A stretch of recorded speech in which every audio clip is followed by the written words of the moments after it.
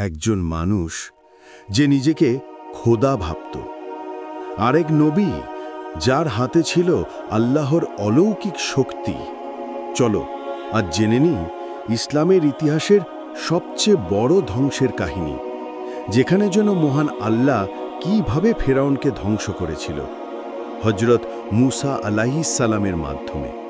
একটা সময় ছিল যখন মিশর ছিল ফেরাউনের রাজত্বে, যেখানে মানুষ তার সামনে মাথা নত করত আর কেউ সাহস পেত না আল্লাহ শব্দটা উচ্চারণ করতে। কিন্তু একদিন ফেরাউনের স্বপ্নে আগুনের শিখা দেখা দিল, যা মিশরের সমস্ত ঘরবাড়ি পুড়িয়ে দিচ্ছে। শুধু এক ঘর বেঁচে আছে, বনি ইসরায়েলের। স্বপ্ন ব্যাখ্যা করার জন্য ফেরাউন ডেকে আনল তার জ্যোতিষী আর জাদুকরদের। তারা বলল, এক শিশু জন্ম নেবে বনি ইসরায়েলদের মধ্যে, যে তোমার রাজত্ব ধ্বংস করে দেবে। শুনে ফেরাউন ভয় পেয়ে গেল, আর সেই ভয় থেকেই শুরু হলো ইতিহাসের এক নির্মম অধ্যায়। প্রতিটি নবজাতক ছেলে শিশুকে হত্যা করার আদেশ দিল সে। হাজারো মা তাদের বুকের সন্তান হারালো। বনি ইসরায়েলের ঘরে ঘরে শোক নেমে এলো। আর তখনই এক মা, হযরত মুসা আলাইহিস সালামের মা, আল্লাহর দিকে ফিরে কেঁদে বললেন, ইয়া আল্লাহ, তুমি যাকে রক্ষা করবে তাকে কেউ হত্যা করতে পারবে না। আল্লাহ তাকে ওহী দিলেন, তুমি তোমার সন্তানকে দুধ খাওয়াও, যখন ভয় পাবে তখন তাকে নদীতে ভাসিয়ে দিও, আমি তাকে তোমার কাছেই ফিরিয়ে দেব।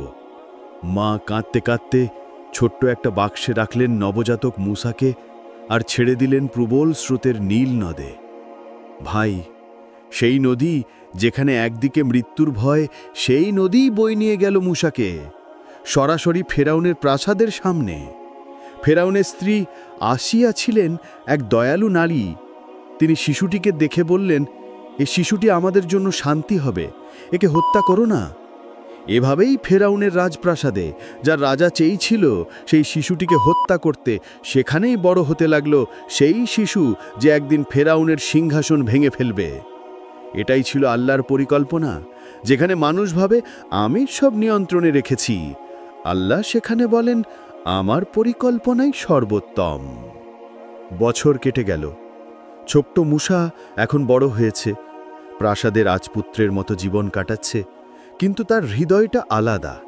সে বনি ইসরায়েলের দুঃখ, তাদের কান্না সহ্য করতে পারত না। একদিন শহরের রাস্তায় সে দেখল একজন মিশরীয় সৈনিক এক বনি ইসরায়েলকে মারছে নির্মমভাবে। রাগে মুসা আলাইহিস সালাম এগিয়ে গেলেন, আর দুর্ঘটনাবশত সেই মানুষটি মারা গেল। এই ঘটনাই তার জীবনের মোড় ঘুরিয়ে দিল। ফেরাউনের লোকেরা তাকে খুঁজতে শুরু করল, আর মুসা আলাইহিস সালাম পালিয়ে গেলেন মিশর ছেড়ে মরুভূমির দিকে। রোদে জ্বলন্ত বালুর মাঝে একাকী মানুষটা হাঁটছে, না পানি, না খাবার, না আশ্রয়। কিন্তু সে তখনও বলছে, আমার রব আমার সঙ্গে আছেন। অবশেষে সে পৌঁছল মাদিয়ান দেশে। সেখানে এক বৃদ্ধ নবী হযরত শুআইব আলাইহিস সালাম তাকে আশ্রয় দিলেন। মুসা আলাইহিস সালাম কাজ করল, বিয়ে করল, আর 10 বছর কাটালো শান্তিতে। তারপর একদিন পরিবার নিয়ে সে ফিরছিল মিশরের পথে। রাতের অন্ধকারে হঠাৎ দূরে একটা আলো দেখতে পেল পাহাড়ের চূড়ায়। সে এগিয়ে গেল, আর সেখানে শুরু হলো ইতিহাসের এক পবিত্র মুহূর্ত। তুর পাহাড়ে আল্লাহর সাথে মুসা আলাইহিস সালামের সাক্ষাৎ। আল্লাহ তাআলা বললেন, হে মুসা, আমি তোমার রব, তোমার জুতো খুলে ফেলো, তুমি পবিত্র তুয়া উপত্যকায় আছো। মুসা আলাইহিস সালাম কাঁপতে কাঁপতে বললেন, ইয়া আল্লাহ, আমাকে পথ দেখাও।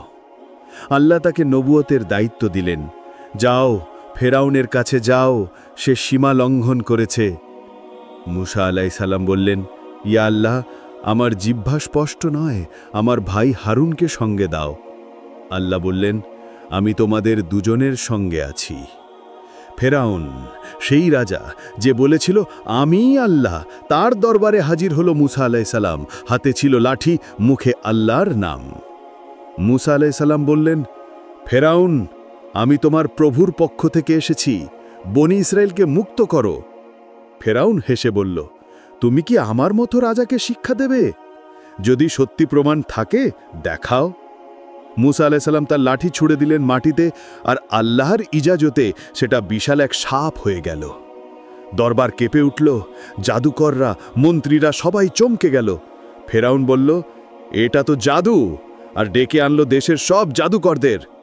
হাজার হাজার মানুষ জড়ো হলো সেই প্রাঙ্গণে। জাদুকররা তাদের দড়ি আর লাঠি নিক্ষেপ করল, সব কিছুই সাপের মতো নড়তে শুরু করল। তখন আল্লাহর নির্দেশে মুসা আলাইহিস সালাম তার লাঠি নিক্ষেপ করলেন, আর সেটা সব জাদু গিলে ফেলল।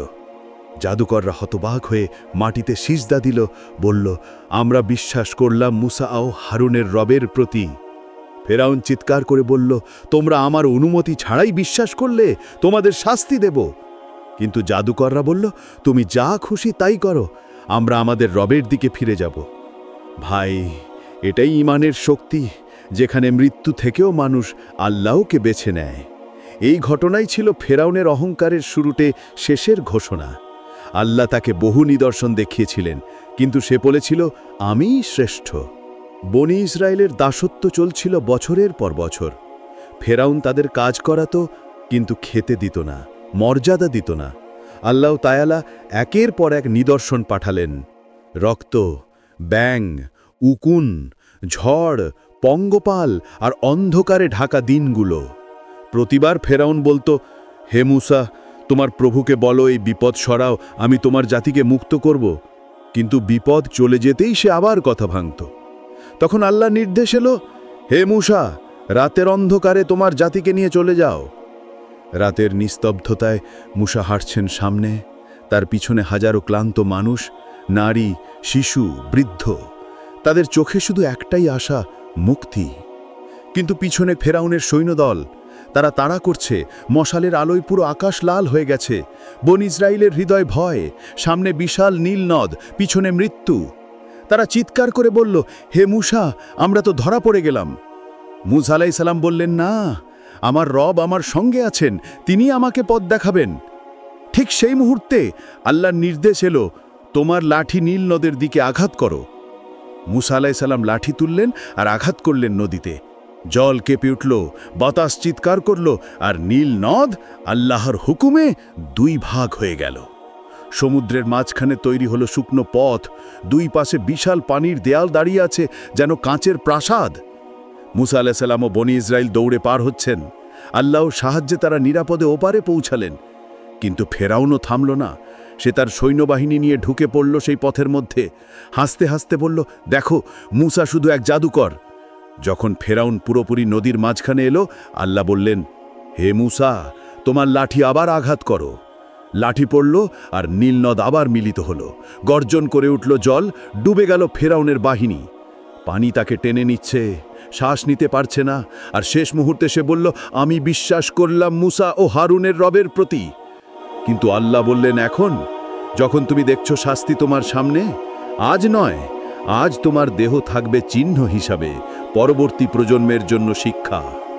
নীলনদের ঢেউ তখনও কাঁপছে, কিন্তু ইতিহাসে সেদিন লেখা হয়ে গেল, অহংকার কখনো আল্লাহর সামনে টেকে না। ভাই, মুসা আলাইহিস সালামের গল্প শুধু ইতিহাস নয়, এটা শিক্ষা। যখন আমরা আল্লাহর উপর ভরসা রাখি, তখন আল্লাহ এমন পথ খুলে দেন যেখানে পৃথিবী বলে এটা অসম্ভব। মনে রাখবেন, এই দুনিয়ার কষ্ট চিরস্থায়ী নয়। দিন দুনিয়া চ্যানেলে আমরা চেষ্টা করি আপনার হৃদয়কে আল্লাহর পথে ফিরিয়ে আনতে। তাই সাবস্ক্রাইব করুন দিন দুনিয়া, আর আল্লাহর রহমতের আলোয় নিজের জীবন বদলে ফেলুন।